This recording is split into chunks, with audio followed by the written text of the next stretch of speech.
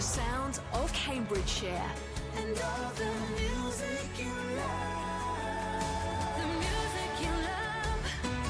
BBC Radio Cambridgeshire. This hour we're talking about a 4-day working week. And so far we've had pretty much universal support. Everything I've heard from my friends, my family, and when we spoke to Tanya earlier on in the show, has supported a 4-day week and more flexible working. And me as a normal working Joe, I would like more time off as well, if possible. But we have got, joining us on the line, a company culture coach. And we've got Lizzie Benton joining us. Lizzie, thanks for jumping on such short notice. Hello there. Oh, thank you so much for having me. I'm excited that you're talking about this topic. Oh, really? Right. Okay. So some discussion here in the production team about your job title, company culture coach. Tell me what you do. Yes, absolutely. So I go into workplaces and improve their company culture. So essentially, in a nutshell, I make work better. You make everyone's work better, or you make from a company point of view, from an employee point of view? From an employee point of view, it's all about the company culture. So I'll go in and make sure that the company culture is ensuring that our human potential can thrive. Our human potential. So we're not just looking at the profit and the bottom line. We're trying to improve the lives of everybody in that company. Do you not just get Derek in accounts going, listen, Lizzie, I get what you're saying about making sure that Jimmy can get to their Pilates class, but have you seen the balance sheet? Yeah. No, it's funny. It's often the accounts department that have the biggest questions like that. Oh, Derek in accounts. But yes. There are sometimes people that are not quite convinced about making work better, but it's not all about the fancy work perks like the beanbag or the ping pong table, a slide, those kind of things. Essentially, It's actually about how we're working, what behaviours are we doing. So it comes down to kind of some of the deep and meaningful stuff, really. Which I think one of my clients recently said, "You're not going to make us cuddle a teddy bear, are you?" Wait, hang on. Did you? No, I don't. I don't make anyone cuddle a teddy bear. Don't worry. So I think there's a very kind of outdated, toxic work environment where, the 9-to-5 rigidity, suck it up, you're on company time now, a buttercup. I think that's what we're trying to move away from. The last office employment I did have some flexi time where they had core hours where you had to be there 9 till 3, but you could choose whether you came in earlier or later, for example. And that meant I could split school runs with my wife. Is it that kind of thing of letting people have more flexibility? I think it is about more flexibility. It's something people really want. And at the moment, I'm deep in a research project about the impact of COVID on company culture and people's beliefs around work. And one of the things that is really coming out from that research at the moment, the top trending topic that everybody is speaking to me about, is the need and desire for flexibility. Mm. Yeah, and I think, without wading into gender issues, which I'm sure I will get wrong, but I've always felt that if you have like two professional people, because men's wages tend to trend higher for bad reasons, you find that if a baby comes along, more times than not, it's the woman who ends up taking the time off, then ends up falling behind, I guess, career-wise. And I've always felt that you'll never get equality and close the gender pay gap unless you have enough flexibility to allow parents to parent. But there's almost some kind of culture where, if you have a child, you're less dedicated to the company. Am I just waffling? Because No, you make a really good point. So there is that gender disparity in terms of flexibility.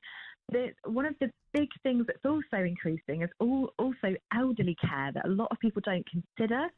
So although we definitely do think about the parent side of things, because it's one of the most immediate areas of flexible working, in terms of making sure that the workplace is relevant and adaptable for women's and parents' needs, but it's also around elderly care. That's becoming something that's massively increasing as, none of us are dying younger anymore. We're all living a pretty good age. So we're all getting to the stage where actually elderly care is also becoming really increasingly important in terms of flexibility. And that's something that's starting to trend a lot more as well. Oh, I bet. And as the lines get blurred between your working life and retirement as well, I think some flexibility there as people just start to maybe drop a couple of days towards the end of their career. Yeah, absolutely. I think we all get sold the dream of retirement, but really, does anybody want to fully retire? People often want to do maybe part-time or flexible hours that can fit around care needs. So I think it is something that's growing, and with a multi-generational workforce, it just becomes something that can suit everybody's needs. Okay. So I want to know practically, when you go in to a company, have they hired you to make it better? Is that so? You're there at their request. Yes, absolutely. Yeah, I don't get enforced in. They normally contact me and say, "We'd really like to make our company culture better, and we think we need your help." So essentially, they're always trying to do the best by their employees, which is very inspirational. That's nice. Or at least showing that they are. I wonder if they don't they have like these badges of quality or something to say you're a green caring company and get the green caring company badge. Part of that might be to get a company culture coach in. Oh, well, you see, I am very hard on them when they try and go for things like that. Cause there are investors in people, that kind of thing. That's the one, yeah. That's the one. And there's also these big awards that you can get now, great places to work awards and things like that. So you call them on that. You go, I know your game. I know your game. Yeah, absolutely. Because I'm very purpose-driven about what I do. And I want to make sure that when I leave a workplace, it's going to have an impact on people, because work affects our lives.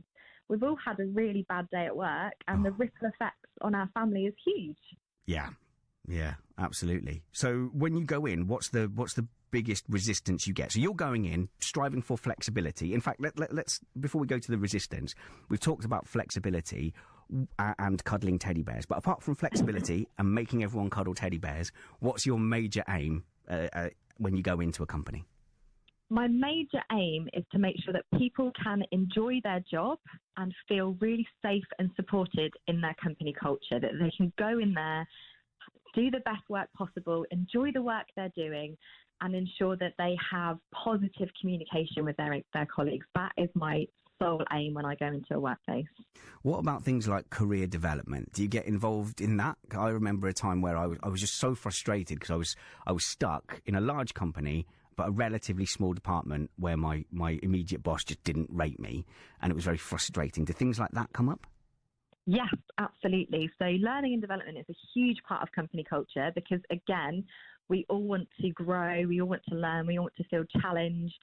And so that's also a really important part of developing the company culture, because we don't just want boring old pathways to become a manager when not everybody wants to become a manager. Yeah. It's important to have really diversified learning and development routes so that everyone can consistently feel like they're working towards something. Okay. And so before you leave us, sorry, I've taken quite a lot of your time for an impromptu call, but what do you get any resistance from people going, oh, okay, I get what you're saying. We can be a bit more flexible. We can take career paths into consideration.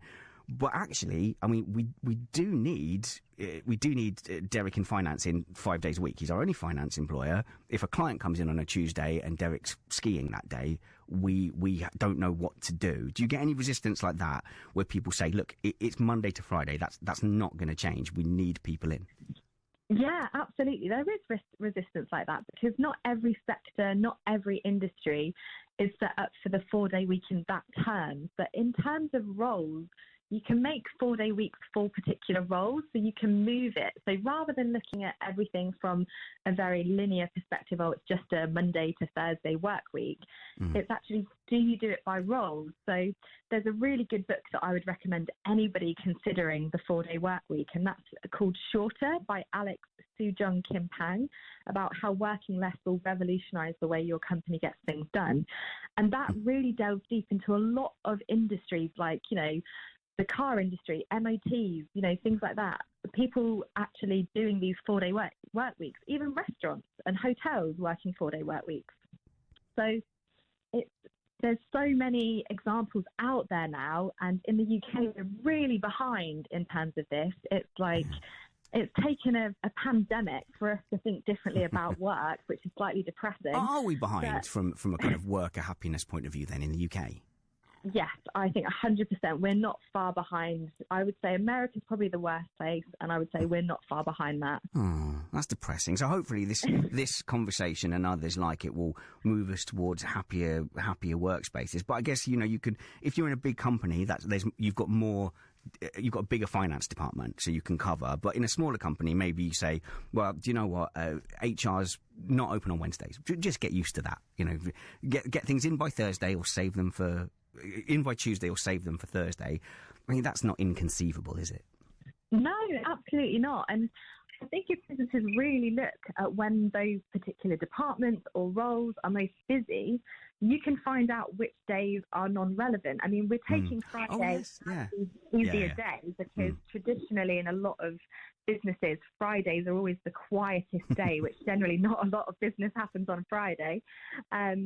But there are ways of looking at the flow of your business and departments and roles and seeing actually where those days are lighter, I suppose, and have less impact.